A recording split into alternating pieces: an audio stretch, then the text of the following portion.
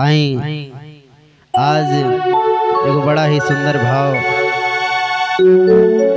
जौन की रामचंद्र भगवान जी जनकपुर पहुँचल बानी आ सखी लोग अंगना में उनका देख के प्रसन्न होतानी।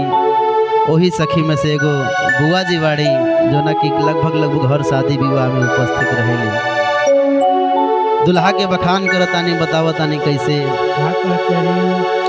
अरे कि सखी है दुल्हा के भारी आँख देख ले हूँ ना, सखी है दुल्हा के भारी आँख देख ले हूँ ना, जैसन पहुना हमार वैसन कतही के होना, जैसन पहुना हमार वैसन कतही के होना।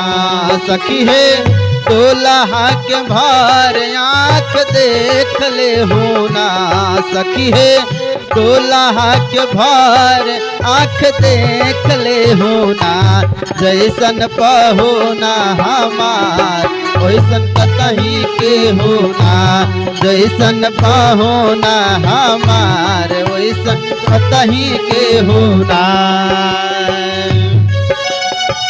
बाहर घुराए नहीं तो डूब जाएंगे, पकड़ लो बाहर घुराए नहीं तो डूब जाएंगे, जैसन पहुना हमार वैसन कतही के होना, जैसन और का भैया राम जी के सुंदरता के बखान। केस घूंघरा ले ओह पर मौरिया सवारे,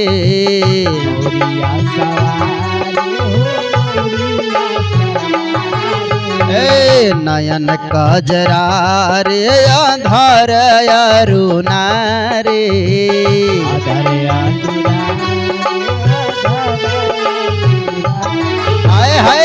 केस घूंघरा ले ओह पर मौरिया समारे, नयन कजरा रे आधार अरुणा रे, भाला तिलक विशाल सोहे बंद बहुना, भाला तिलक विशाल सोहे बंद बहुना, जैसन पहुना हमार वैसन कतही के होना, जैसन पहुना हमार वैसन कतही के होना। बाबा जोड़ा नहीं के विजय भाई।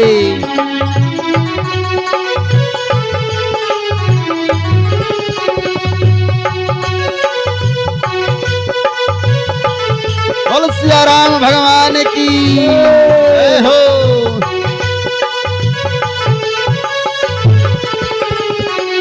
जैसन पहुना हमार वैसन कतही के होना, जैसन पहुना हमार वैसन।